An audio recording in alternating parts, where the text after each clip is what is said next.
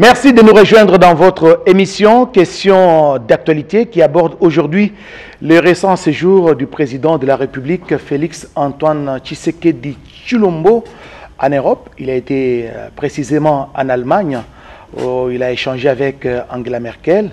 Après l'Allemagne, le président de la République s'est rendu en Turquie, précisément à Ankara. Nous allons donc parler des activités déployées par le président de la République dans cette partie de l'Europe et de l'Asie.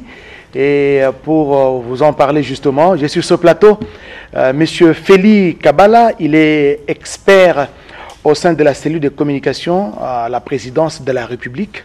Donc vous êtes les collaborateurs du chef de l'État, n'est-ce pas? Bien sûr.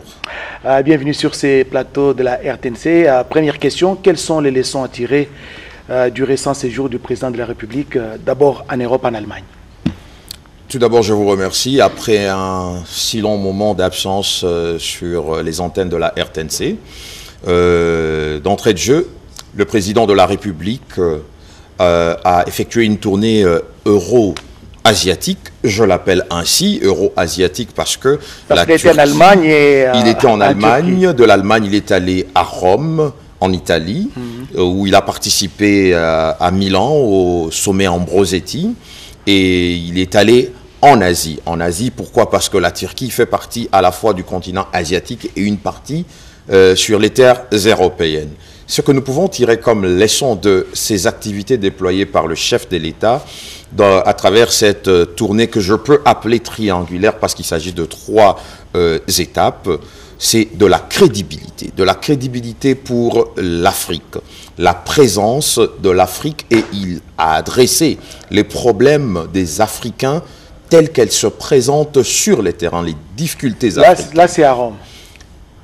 Partout où il est passé, de l'Allemagne comme à Rome, parce que c'était de sommets beaucoup plus économiques, à caractère économique. C'était un plaidoyer économique que le président de la République, en sa qualité de président en exercice de l'Union africaine, a mis en avant pour le compte de l'Afrique. C'est un plaidoyer qui est authentique, parce que le problème des Africains, lorsqu'il est adressé d'une manière superficielle, nous n'avons pas des résultats escomptés. Il faut le présenter d'une manière authentique, telle qu'elle se présente. Et quels sont ces problèmes, pour ne pas vous couper, monsieur l'expert Feli? Vous savez, d'abord, le problème en Afrique est d'abord d'ordre économique.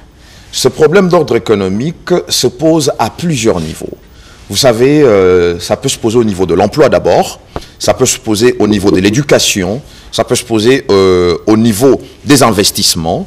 Et ce sont des problèmes qui, parfois, lorsqu'ils ne sont pas adressés par rapport à leur authenticité, aux problèmes qu'ils suscitent dans les pays respectifs dans lesquels ce problème se présente, je pense que nous risquerons de rester un peu dans cette Afrique qui présente ce problème dans la forme, sans pour autant aller dans le fond.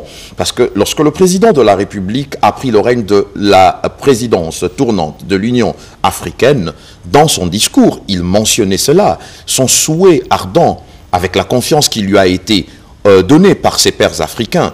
Il a insisté dans son discours d'investiture que l'Afrique devait sortir de ses bureaux, sortir de ses ordinateurs, aller sur le terrain, adresser le problème tel qu'il se présente pour avoir de vrais résultats. C'est ce que le président de la République démocratique du Congo, Félix-Antoine Tshisekedi Tshilombo, s'est attelé à faire, ce plaidoyer pour l'Afrique, et aussi, profitant aussi de ce plaidoyer pour l'Afrique, placer la RDC face à ces miroirs internationaux pour permettre qu'à ce que le nom de la République démocratique du Congo puisse être entendu de plus en plus, c'est-à-dire nous sommes de retour dans les concerts des nations.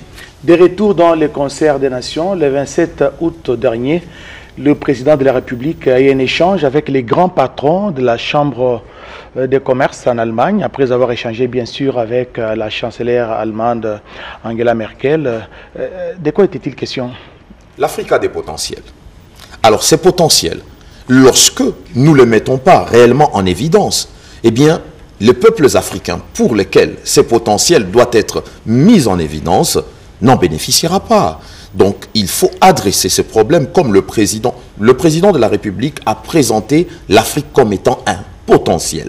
Il n'est pas seulement allé présenter l'Afrique comme étant un continent, comme étant un problème, comme la rusée du monde. Non, il est allé présenter l'Afrique comme étant un potentiel pour l'économie mondiale, un potentiel pour l'avenir mondial. Il l'a fait en Allemagne, certainement, parce qu'en Allemagne, il y était sur invitation de la chancelière allemande Angela Merkel, qui œuvre beaucoup, ou qui a beaucoup œuvré pour que la présence africaine puisse être réellement respectée à travers le monde. C'est la raison pour laquelle ce sommet a été organisé, qu'on appelle Compact with Africa, le pacte avec l'Afrique, qui est une initiative allemande et sud-africaine, parce que les deux nations co-président, parce que l'Allemagne c'est le moteur de l'économie en Europe et l'Afrique du Sud le moteur économique en Afrique. Aux côtés du Nigeria, bien sûr. Bien sûr, aux côtés de toutes ces nations émergentes, parce qu'il y a au moins 12 nations qui sont membres du Compact with Africa, le pacte avec l'Afrique, d'où le président de la République, en tant que président en exercice de l'Union africaine, y est allé pour même encourager à ce que les autres pays africains, à travers sa voix, puissent adhérer à cette initiative, parce qu'il faudrait que l'Afrique puisse réellement se mettre en évidence à travers ses potentiels, quand bien même la grande difficulté à travers ses économies, c'est la pandémie qui a été comme un frein par rapport à toutes ces économies. La reprise pour certains pays développés en Europe, en Asie, comme aux Amériques, a bénéficié des outils déjà existants pour que ces pays, ces économies puissent être relancées. Or, contrairement en Afrique, il y a certaines nations d'Afrique ou certaines économies qui souffrent encore des manques de ces outils pour lesquels la pandémie a freiné et que la reprise risque d'être un problème. Félix Kabala, beaucoup de discours ont été dits. Félix Antoine Tshisekedi Tshilombo, il est allé en Allemagne en tant que président en exercice de l'Union africaine et en même temps président de la République démocratique du Congo. Est-ce que vous pensez que sa voix s'est rapportée, parce qu'après lui, avant lui, il y avait d'autres présidents qui ont prononcé les mêmes discours devant la chancelière, devant des grands dignitaires du monde, et parfois il y a encore des pesanteurs pour l'essor économique de l'Afrique. La différence est que le comportement des dirigeants africains déterminera le bout du tunnel. C'est-à-dire que là où il y a de la volonté politique, il y a toujours des résultats. Si cela s'est passé ainsi pour le pays développé en Europe, en Asie, aux Amériques, pour certains pays émergents même en Afrique, pourquoi pas pour la République démocratique du Congo? Tout dépend de la volonté politique, et il est la première personne en avant, que ce soit même pour être le porte-voix de l'Afrique, comme étant celui de la République démocratique du Congo, la volonté politique imbibée en sa personne. Aujourd'hui, même au niveau national, nous observons qu'il y a des progrès par rapport à la vision qu'il incarne aujourd'hui pour le bien-être de cette République. Donc les discours, oui, il existera toujours des discours. La différence s'est faite au niveau de la volonté politique, la volonté de pouvoir appliquer une certaine orthodoxie pour avoir une bonne gestion des affaires publiques. Avec toute cette tournée africaine, européenne, américaine, parce que dès sa prise de fonction, le chef de l'État, vous vous en souvenez, il avait commencé par faire une tournée au niveau de l'Afrique, de quelques pays africains, avant de s'envoler pour les États-Unis. Maintenant c'est l'Europe, demain c'est l'Asie. Vous pensez que toutes ces tournées portent des fruits pour le pays? Parce qu'en Allemagne, lorsqu'il a rencontré la diaspora, le chef de l'État, quand il a rencontré la diaspora congolaise, il a dit qu'il voudrait faire la RDC l'Allemagne de l'Afrique. Tout est possible. La République démocratique du Congo est un pays géostratégique au cœur de l'Afrique, entouré de 9 pays voisins.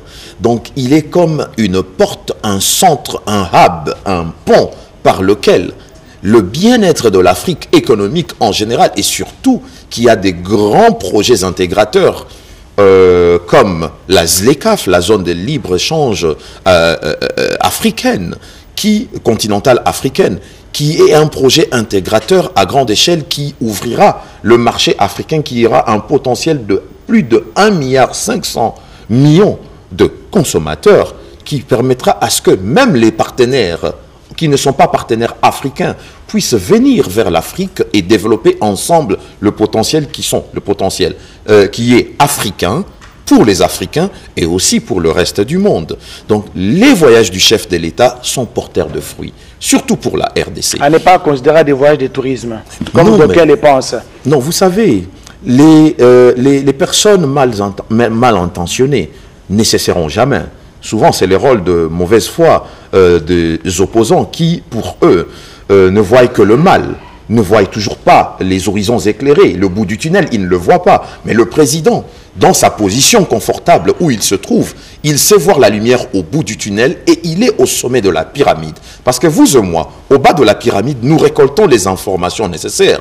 Que l'on remonte à son niveau étant l'œil de la pyramide qui a au moins la possibilité, avec un angle de plus de 180 degrés, voire même à 360 degrés, qui voit les horizons cachés que vous et moi, nous ne voyons pas. Je vais vous donner un exemple clair parce que je veux faire ce raccordement qui est logique pour moi, ça m'engage. Le président de la République, on dit qu'il a effectué 100 voyages. Pourquoi ces voyages et ils sont porteurs de quels fruits? Je vous donne un exemple simple. Si le président de la République n'avait effectué tous ces déplacements à travers le monde, est-ce que nous serons aujourd'hui en accord avec le FMI? Non. Nous ne serons pas aujourd'hui en accord avec le FMI. Allions-nous signer cet accord triennal pour 3 ans à la base, nous avons plus de 1,5 milliard et les gens se disent non, 1 milliard. Parce que la RDC est bon élève du FMI. C'est-à-dire... Le comportement sur le terrain, oui. La justice, la lutte contre l'impunité, l'état de droit, ce sont des indicateurs qui ont favorisé les retours de la RDC en programme. Mais tout à fait. C'est-à-dire que le président de la République est porteur de certains gages en tant que caution morale. Personnellement, il est allé vers ses interlocuteurs de la RDC, ses potentiels, ses partenaires traditionnels de la RDC, leur faire comprendre qu'aujourd'hui, à la tête de la RDC, nous avons un nouveau leadership. Désormais, vous avez un interlocuteur avec qui vous pouvez parler directement. Voilà pourquoi je viens vers vous. Vous l'annoncez. Très bien. À l'étape d'Ankara, nous sommes en Turquie. Le président de la République démocratique du Congo a signé 3 accords avec son homologue turc. Un commentaire quant à ceux, notamment sur le tourisme? Très important, parce que d'abord, c'est la toute première fois qu'un président en exercice de la République démocratique du Congo, voire même Zaïre ou Congo, jadis de l'époque, puisse effectuer un déplacement officiel, en tête-à-tête avec le chef d'État turc, en la personne du président Erdogan. D'abord, laissez-moi vous présenter des similitudes avec les 2 nations. La Turquie se trouve au centre de 2 continents, le continent européen et le continent asiatique. Il est au centre de certaines affaires des échanges économiques, entouré de 8 voisins. Mais qui n'est pas dans l'Union européenne. Qui n'est pas dans l'Union européenne, mais qui a un partenariat privilégié avec l'Union européenne. Ça, on ne doit pas le négliger. Et la Turquie n'est pas n'importe quel pays, c'est une puissance qui a un mot à dire. De fois, son conseil est pris en compte au niveau européen et sa voix est porteuse de beaucoup d'échanges au niveau asiatique. Cela voudrait dire, le pays étant pays géostratégique, la RDC est un pays géostratégique également. Plus de 80 millions d'habitants, nous en avons plus de 80 millions d'habitants, nous avons des potentiels, nous sommes au centre de... Permettez les termes, d'une certaine convoitise, pas dans le sens péjoratif, parce qu'il faut dépasser tous les discours de l'époque primitive qui pointent les uns et les autres du doigt, mais nous avons un potentiel pour lequel nous sommes l'espoir au niveau sous-régional, au niveau régional, pourquoi pas du monde, à travers nos potentiels. D'où il est important que ces 2 nations puissent collaborer à travers des échanges économiques, commerciaux très importants, pour preuve. La RDC n'y allait pas, aucun chef d'État s'intéressait à aller en Turquie. Les échanges commerciaux étaient limités à près de 58 millions de dollars américains. Le fait que le président de la République y a mis pied, ils vont quintupler les efforts. Nous serons à plus de 250 millions. Donc c'est déjà des fruits porteurs de sa volonté politique et de sa présence auprès de ses interlocuteurs. Si je vous comprends très bien, cette tournée héros-asiatique valait la peine, n'en déplaise aux oiseaux de mauvais augure. Elle valait la peine parce que les 3 accords signés de réciprocité entre les 2 nations, en tourisme, en matière d'investissement et de lutte contre la fraude. C'est très important parce qu'il faut se protéger mutuellement lorsque vous voulez collaborer adéquatement et d'une manière rationnelle. Aujourd'hui, en termes touristiques, la destination RDC peut être vendue en Turquie parce que les Turcs aujourd'hui font des affaires dans le monde et surtout en Afrique. Donc la RDC a du potentiel à amener en Turquie, comme la Turquie a du potentiel également à amener au niveau de la RDC. Voilà, et pour preuve, beaucoup de commerçants congolais ont choisi notre destination, à part la Chine, disons, c'est l'Asie justement, notamment la Turquie, pour acheter les habits, pour acheter beaucoup de choses. Qu'ils viennent qui est une revendre, route de la soie. Voilà, la route de la soie, justement, pour venir les revendre au pays. Nous allons parler, nous allons atterrir donc au pays, parce que le chef de l'État, Félix Antoine Tshisekedi Tshilombo, a bouclé sa mission par la Turquie, avant de regagner le pays. Nous allons parler justement de la RDC qui a des problèmes à l'interne, parce que promouvoir le tourisme, moi je pense qu'il faut penser à la sécurisation de la partie Est, n'est-ce pas, qui recèle d'énormes potentialités touristiques. Je voudrais qu'on parle un peu de l'état de siège qui a été décrété par le chef de l'État depuis le 3 mai, n'est-ce pas, de l'année en cours. Et où en est-on aujourd'hui? Est-ce qu'il y a des avancées ou bien nous sommes en train de marquer les pas? Il y a des progrès significatifs par rapport à l'état des sièges. D'abord, arriver à décréter l'état des sièges. Aujourd'hui, nous sommes à la, si je ne me trompe pas de chiffres, à la septième prorogation voilà, de l'état des sièges. Donc cela veut dire qu'on ne pourrait pas proroger, faire de prolongation de l'état des sièges s'il n'y a pas de progrès. Donc vu qu'il y a de progrès, malgré des actes de sabotage que nous remarquons qui ne cessent d'apparaître, mais cela ne découragera pas le chef de l'État dans sa volonté de pouvoir endiguer avec ce problème sécuritaire à l'Est. Donc il est question de pouvoir adresser le problème comme il se doit. D'abord la présence de nos forces armées, de forces de la police sur place à l'Est dans les deux régions qui ont été désignées pour cet état des sièges, est d'abord une présence qui réjouit nos populations. Elles se sentent en confiance. Donc, ces populations se disaient, nous étions négligés à l'époque. Mais aujourd'hui, nous sentons qu'à travers l'état des sièges, la présence militaire, la présence policière, à la tête de l'administration provinciale, nous retrouvons confiance en l'État. Parce que, d'après vous, il faut renforcer les hommes de troupes dans les provinces de l'Ituri et du Nord Kivu. Et ce n'est pas un problème de gestion, justement, par exemple, de fonds alloués à ces deux provinces pour les opérations, parce qu'on parle de détournement de fonds. On peut renforcer les hommes de troupes, mais s'il n'y a pas une bonne gestion à la base, c'est comme si c'est un coup d'épée dans l'eau. Non, vous savez, dans toute organisation humaine, nous n'allons pas dire que la perfection est l'art de l'être humain, à part le créateur. La perfection arrive, comme on l'a dit, dans certains termes francophones, l'appétit vient en mangeant. Donc, c'est-à-dire... C'est en mathématisant qu'on devient mathématiseur. Mais bien sûr, vous savez, lorsque l'on pratique, on fait beaucoup plus de répétitions pour atteindre la perfection d'un certain art qu'on arrive à trouver des résultats escomptés. Le président de la République, au début du mandat, 6 mois ou 7 mois après sa prise des fonctions à la tête de la République, avait posé le jalon sur 3 pistes de solutions pour sortir la République démocratique du Congo de ce marasme sécuritaire à l'Est. Et c'est lesquels, rappelez-nous ça? Ouais. Le 3. Ouais. Premièrement, le président de la République prônait le renforcement de nos capacités sécuritaires. Dans ces renforcements de nos capacités sécuritaires, il s'agissait de renforcer nos FARDC, la police et tous les services qui vont avec. Pour preuve, il a dit, il l'a fait. Aujourd'hui, nous avons l'état des sièges. 2, il a parlé de la diplomatie régionale. Il est allé à Goma. Vous aviez vu qu'il était là pendant presque 1 mois. Le président de la République a rencontré le 3 présidents de 3 pays Ougandais, à caractère, selon ce qui a été toujours dit, à problème avec la RDC. Il a rencontré le président ougandais, il y a eu des accords signés. Il y a eu le bilatéral avec le président burundais qui est venu à Kinshasa. Et il y a eu les bilatérales qui étaient encore beaucoup plus profonds et forts avec le Rwanda, avec son homologue Paul Kagame. On a vu le président aller au Rwanda et le président rwandais venir à Goma. Donc ce sont des signes porteurs de cette deuxième piste de solution qu'il avait annoncée il y a 6 mois après son accession à la magistrature suprême. Et juste après, il a rencontré l'Ougandais. Voilà. Et le troisième élément, c'est ce qu'on appelle le dialogue communautaire en République démocratique du Congo et dans cette partie-là. Parce que nous devons le dire honnêtement, les sources de l'insécurité à l'Est sont exogènes et endogènes.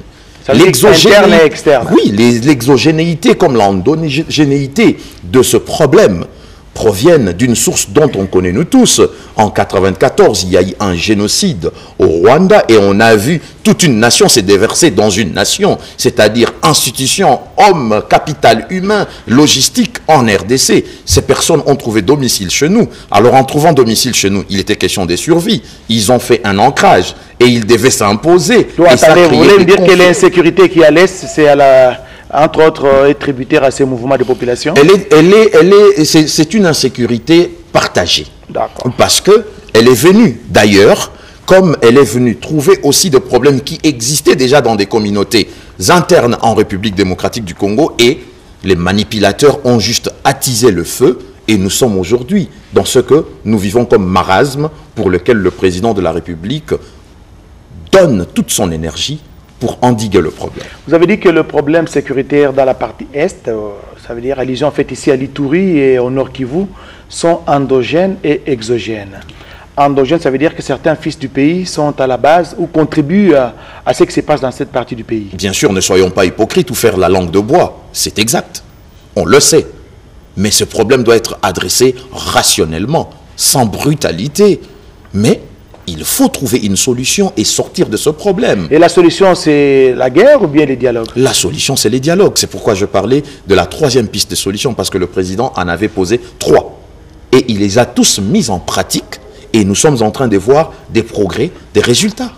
Il ne faut pas combiner les deux à la fois? Il combine tous les 3 solutions.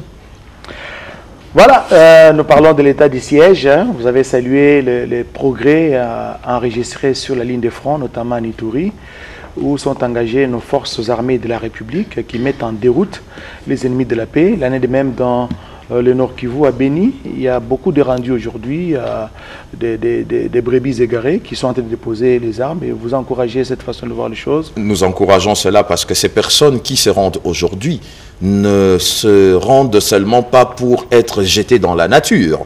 Aujourd'hui, il y a un responsable qui a été nommé sur ordonnance présidentielle en charge des DDR, M. Tamboué, qui va s'occuper de la démobilisation, des armements et puis l'insertion au sein de la société congolaise. Ces personnes ne peuvent pas être abandonnées parce que ce sont des fils de la République qui étaient égarés parce qu'ils étaient mal conseillés, ils ont été manipulés en amont.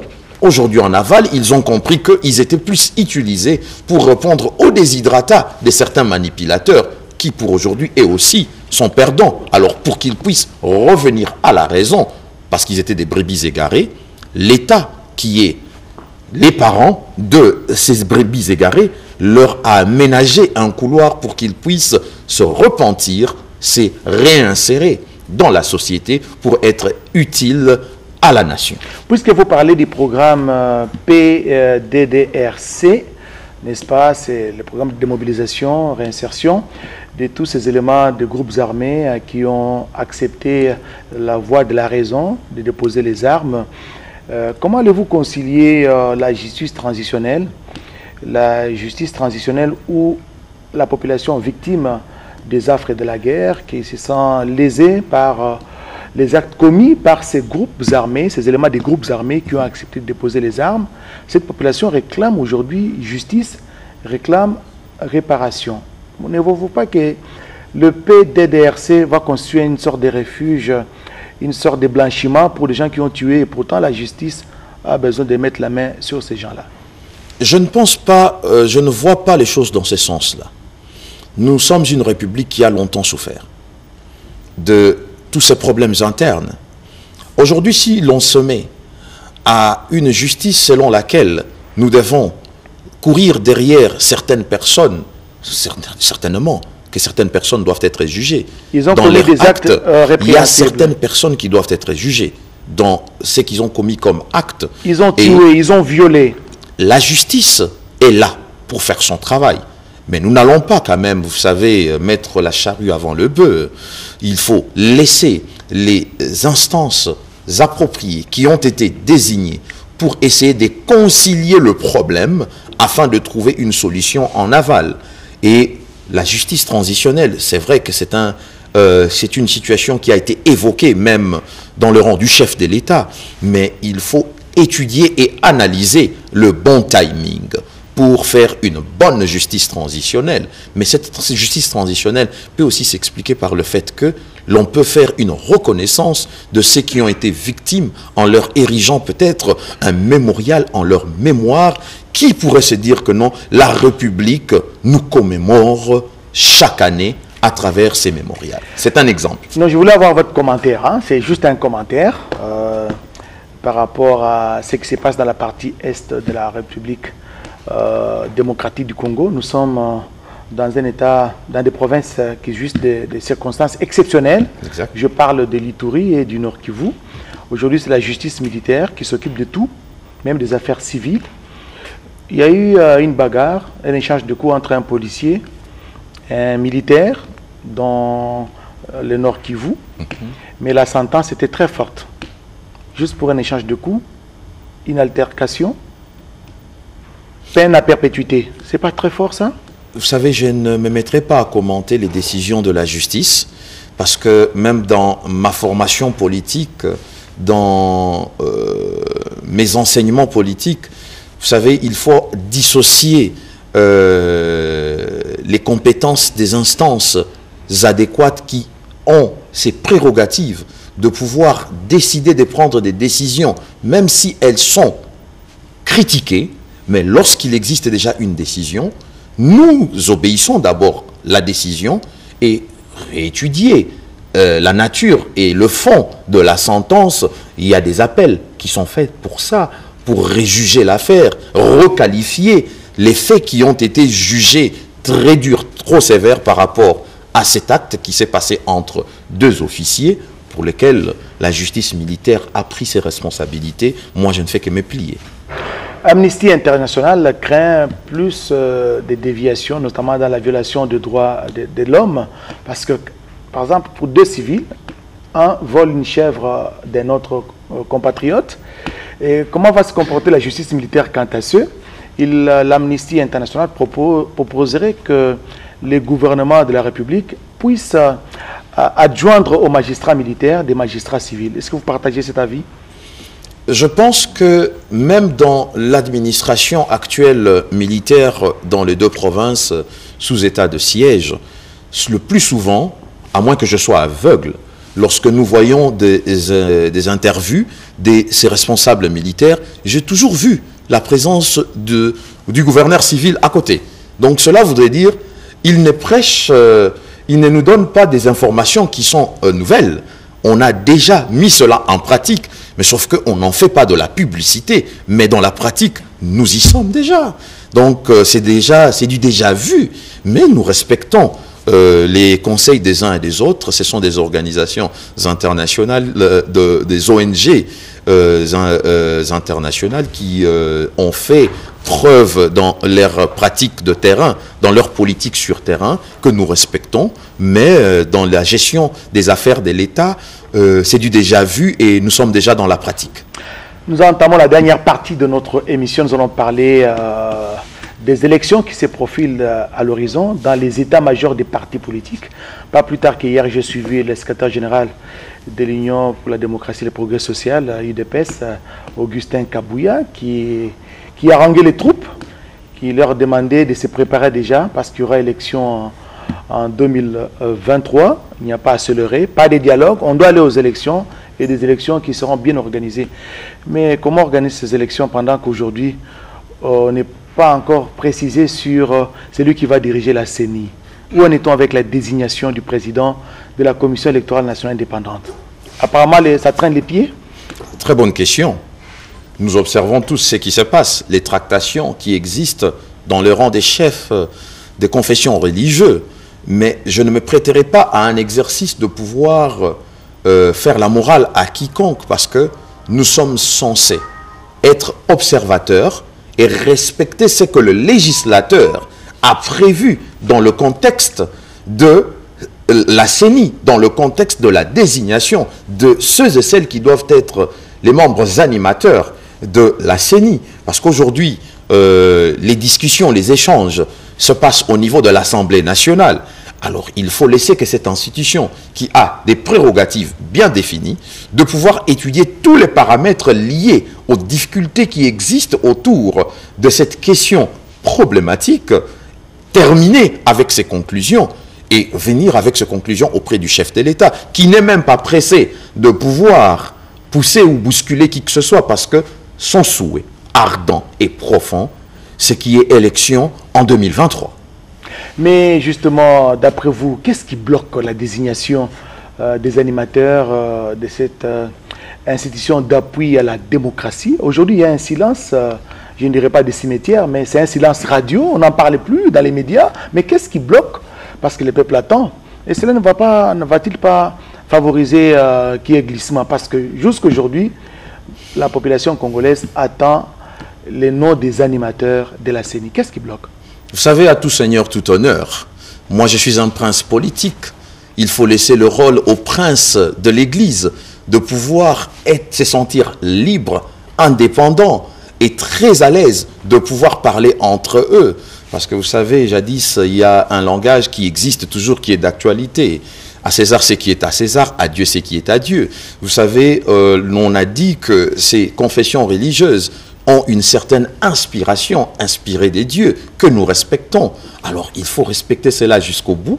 Et lorsqu'ils terminent, ce qui est de leurs inspirations, des gestions des affaires sociales à travers leurs prérogatives religieuses, ils vont confier cela à qui de droit au niveau politique pour appliquer le principe de la laïcité.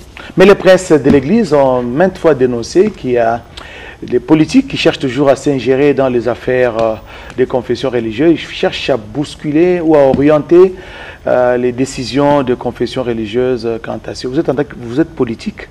On a décrié des menaces, on a décrié l'ingérence des politiciens dans cette affaire. C'est l'une des raisons qui fait en sorte qu'aujourd'hui, on ne sait pas déboucher, on ne sait pas avoir la fumée blanche, comme on dit, dans cette affaire de désignation des animateurs de la CENI. Non, je ne pense vraiment pas, parce que souvent, ceux qui aiment pointer du doigt l'ingérence politique dans ces processus de désignation de ceux qui doivent diriger la CENI, c'est souvent les opposants qui ont toujours dans leur tête que tout est en noir, tout est peint dans un tableau obscur. Je ne cite personne ici. Vous le connaissez vous-même, parce que vous êtes journaliste, vous connaissez de qui je parle, sans pour autant citer leur nom. Je ne le connais pas. Il n'y a pas de souci, je ne me prêterai pas à cet exercice de citer leur nom, mais nous connaissons ces genres de politiques et nous connaissons quelles sont leurs pratiques. Quant à nous, vous devez savoir que l'État n'est pas un État religieux, c'est un État laïque. Quand bien même l'on a confié une responsabilité de pouvoir gérer la gestion d'une organisation qui est censée organiser des élections, parce que les élections, qu'on le veuille ou pas, c'est une affaire de l'État, c'est une affaire politique. Les politiques sont là pour observer, encadrer qu'il n'y ait pas de débordement, parce que si l'on doit laisser une liberté non contrôlée, sans équilibre, on risque de passer de la liberté au libertinage.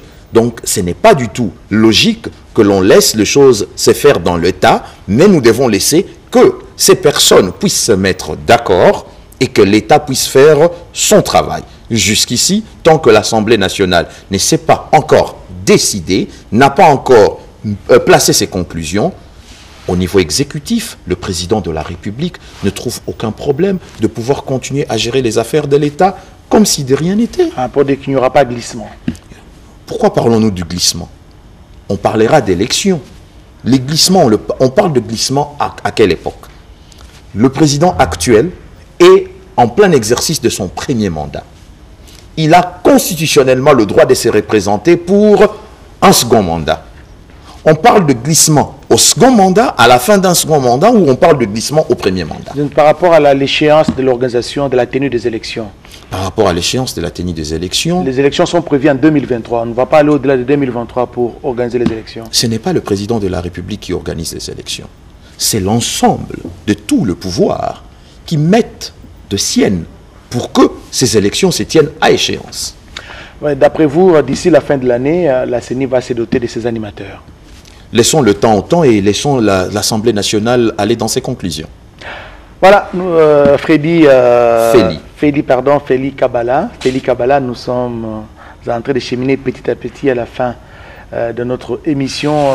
À moins que vous ayez un message à passer à tous ceux qui vous suivent par rapport au récent séjour du chef de l'État, en guise de conclusion, par rapport à l'état des sièges et par rapport à la CENI.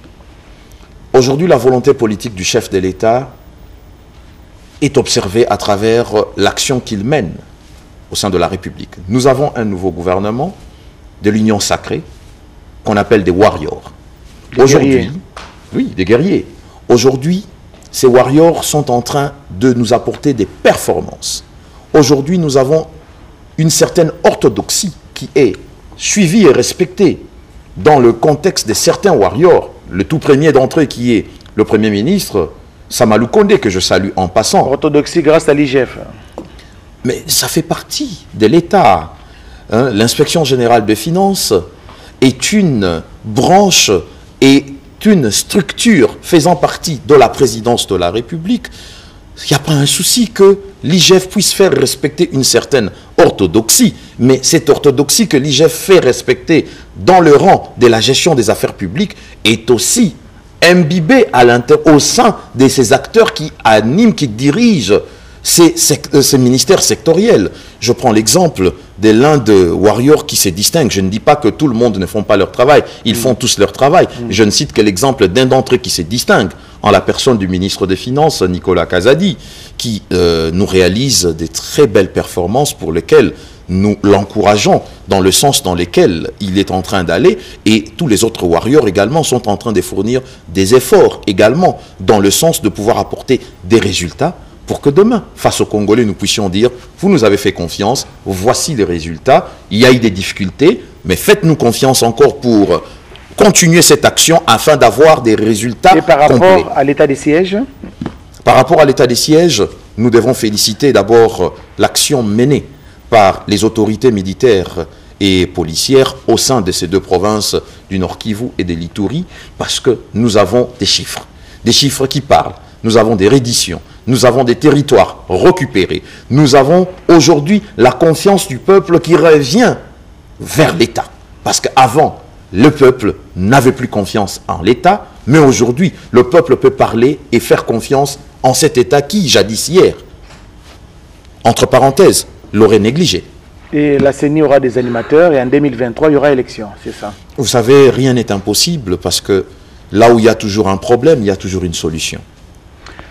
Mesdames, Messieurs, vous avez suivi Félix Kabala, il est expert en communication à la présidence de la République, donc le collaborateur, un des collaborateurs qui sont autour du chef de l'État, Félix Antoine Tshisekedi Tshilombo. Nous avons parlé avec lui du récent séjour, de la récente tournée du président de la République en Europe.